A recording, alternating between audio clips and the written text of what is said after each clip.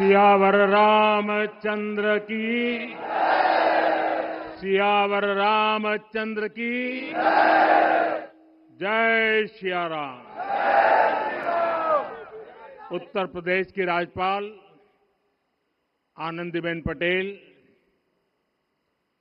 राष्ट्रीय स्वयंसेवक संघ के परम पूजनीय सरसंघ चालक डॉक्टर मोहन भागवत जी, उत्तर प्रदेश के मुख्यमंत्री योगी आदित्यनाथ जी, श्री राम जन्मभूमि तीर्थ क्षेत्र ट्रस्ट के अध्यक्ष पूज्य महंत नृत्य गोपाल दास जी, पूज्य संत समाज, यहां पधारे सभी भक्तगण, देश और दुनिया से इस ऐतिहासिक पल के साक्षी बन रहे कोटि कोटि राम भक्त, देवी और सज्जनों, आज अयोध्या नगरी भारत की सांस्कृतिक चेतना के एक और उत्कर्ष बिंदु की साक्षी बन रही है।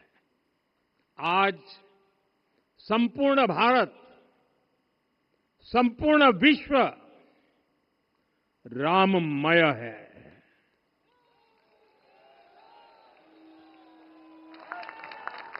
हर राम भक्त के हृदय में अद्वितीय संतोष है, असीम कृतज्ञता है, अपार अलौकिक आनंद है। सदियों के घाव भर रहे हैं, सदियों की वेदना आज विराम पा रही है, सदियों का संकल्प आज सिद्धि को प्राप्त हो रहा है। आज उस यज्ञ की पूर्णाहुति है जिसकी अग्नि 500 वर्ष तक प्रज्वलित रही, जो यज्ञ एक पल भी आस्था से डिगा नहीं, एक पल भी विश्वास से टूटा नहीं। आज भगवान श्री राम के गर्भगृह की अनंत ऊर्जा, श्री राम परिवार का दिव्य प्रताप इस धर्म ध्वजा के रूप में इस दिव्यतम भव्यतम मंदिर में प्रतिष्ठापित हुआ है। और साथियों, ये धर्म ध्वजा केवल एक ध्वजा नहीं, ये भारतीय सभ्यता के पुनर्जागरण का ध्वज है। लगातार ये स्थापित किया, हमने विदेशों से लोकतंत्र लिया। कहा गया कि हमारा संविधान भी विदेश से प्रेरित है, जबकि सच ये है कि भारत लोकतंत्र की जननी है, मदर ऑफ डेमोक्रेसी है। लोकतंत्र हमारे डीएनए में है। साथियों, अगर आप तमिलनाडु जाएंगे तो तमिलनाडु के उत्तरी हिस्से में उत्तीरमेरूर गांव है। वहां हजारों वर्ष पहले का एक शिलालेख है, उसमें बताया गया है कि उस कालखंड में भी कैसे लोकतांत्रिक तरीके से शासन व्यवस्था चलती थी, लोग कैसे सरकार चुनते थे। लेकिन हमारे यहां तो मैग्ना कार्टा की प्रशंसा का ही चलन रहा। हमारे यहां भगवान बसवन्ना, उनके अनुभव मंटपा की जानकारी भी सीमित रखी गई।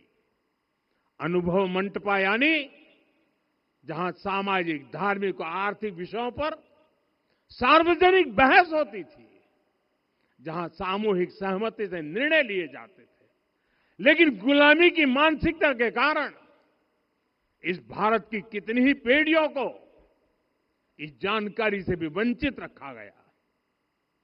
साथियों, हमारी व्यवस्था के हर कोने में गुलामी की इस मानसिकता ने डेरा डाला हुआ था। अब याद करिए, भारतीय नौसेना का ध्वज सदियों तक उस ध्वज पर ऐसे प्रतीक बने रहे जिनका हमारी सभ्यता, हमारी शक्ति, हमारी विरासत से कोई संबंध नहीं था। अब हमने नौसेना के ध्वज से गुलामी के हर प्रतीक को हटाया है। हमने छत्रपति शिवाजी महाराज की विरासत को स्थापित किया है। और ये सिर्फ एक डिजाइन में बदलाव नहीं हुआ, ये मानसिकता बदलने का क्षण था। ये वो घोषणा थी कि भारत अब अपनी शक्ति अपने प्रतीकों से परिभाषित करेगा, न कि किसी और की विरासत से। और साथियों, यही परिवर्तन आज अयोध्या में भी दिख रहा है। साथियों, ये गुलामी की मानसिकता ही है जिसने इतने वर्षों तक रामत्व को नकारा है। भगवान राम अपने आप में एक वैल्यू सिस्टम है। ओरछा के राजा राम से लेकर रामेश्वरम के भक्त राम तक और शबरी के प्रभु राम से लेकर मिथिला के पाहुन राम जी तक भारत के हर घर में, हर भारतीय के मन में और भारतवर्ष के हर कण कण में राम है। लेकिन गुलामी की मानसिकता इतनी हावी हो गई कि प्रभु राम को भी काल्पनिक घोषित किया जाने लगा।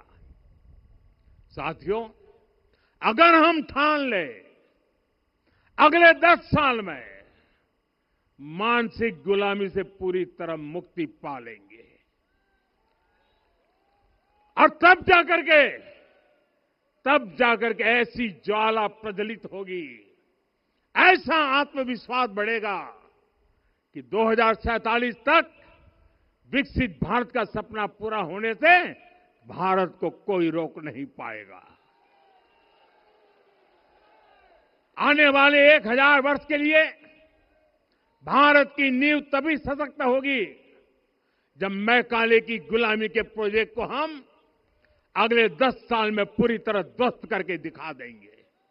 साथियों, अयोध्या धाम में रामलला का मंदिर परिसर भव्य से भव्यतम हो रहा है और साथ ही अयोध्या को संवारने का काम लगातार जारी है।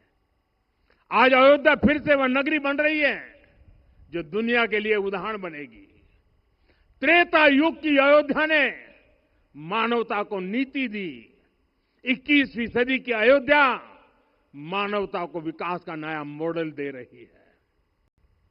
तब अयोध्या मर्यादा का केंद्र थी, अब अयोध्या विकसित भारत का मेरुदंड बनकर उभर रही है। साथियों, भविष्य की अयोध्या में पौराणिकता और नूतनता का संगम होगा। सरयू जी की अमृत धारा और विकास की धारा एक साथ बहेगी। यहां आध्यात्म और आर्टिफिशियल इंटेलिजेंस दोनों का तालमेल दिखेगा। राम पथ, भक्ति पथ और जन्मभूमि पथ से नई अयोध्या के दर्शन होते हैं। अयोध्या में भव्य एयरपोर्ट है।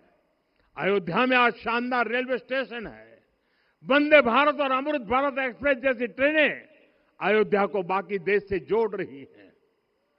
अयोध्या वासियों को सुविधाएं मिले, उनके जीवन में समृद्धि आए, इसके लिए निरंतर काम चल रहा है।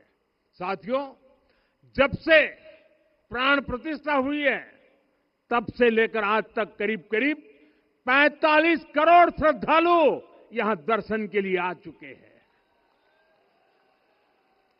ये वो पवित्र भूमि है जहां 45 करोड़ लोगों के चरण रज पड़े हैं और इससे अयोध्या और आसपास के लोगों की आय में आर्थिक परिवर्तन आया है, वृद्धि हुई है। कभी अयोध्या विकास के पैमानों में बहुत पीछे थी, आज अयोध्या नगरी यूपी के अग्रणी शहरों में से एक बन रही है। साथियों, 21वीं सदी का आने वाला समय बहुत महत्वपूर्ण है। आजादी के बाद के 70 साल में भारत विश्व की 11वीं सबसे बड़ी अर्थव्यवस्था बना।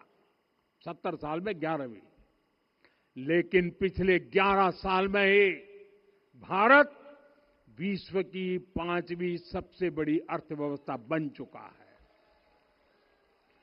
और वो दिन दूर नहीं जब भारत विश्व की 3री सबसे बड़ी अर्थव्यवस्था भी बन जाएगा।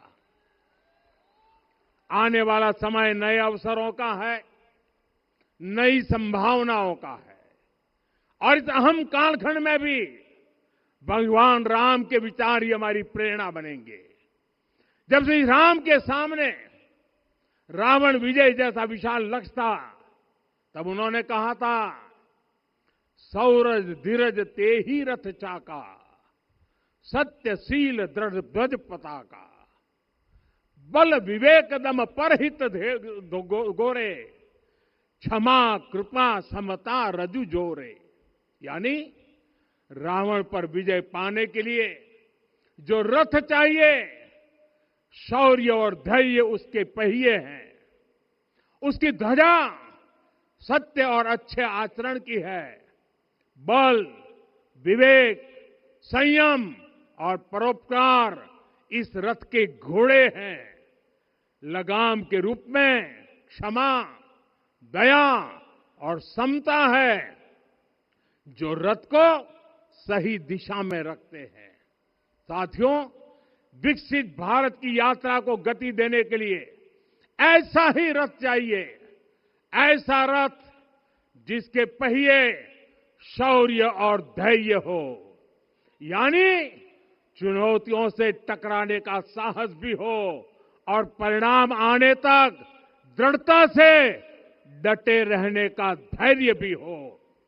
ऐसा रथ जिसकी ध्वजा सत्य और सर्वोच्च आचरण हो, यानी नीति नियत और नैतिकता से समझौता कभी न हो। ऐसा रथ जिसके घोड़े बल विवेक संयम और परोपकार हो, यानी शक्ति भी हो बुद्धि भी हो अनुशासन भी हो और दूसरों के हित का भाव भी हो।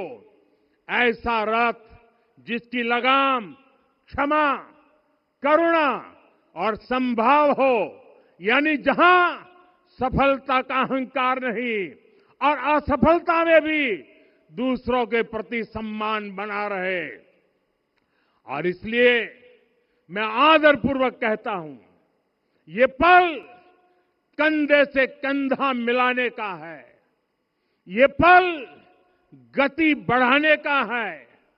हमें वो भारत बनाना है जो राम राज्य से प्रेरित हो, और ये तभी संभव है जब स्वयं हित से पहले देश हित होगा, जब राष्ट्रहित सर्वोपरि रहेगा।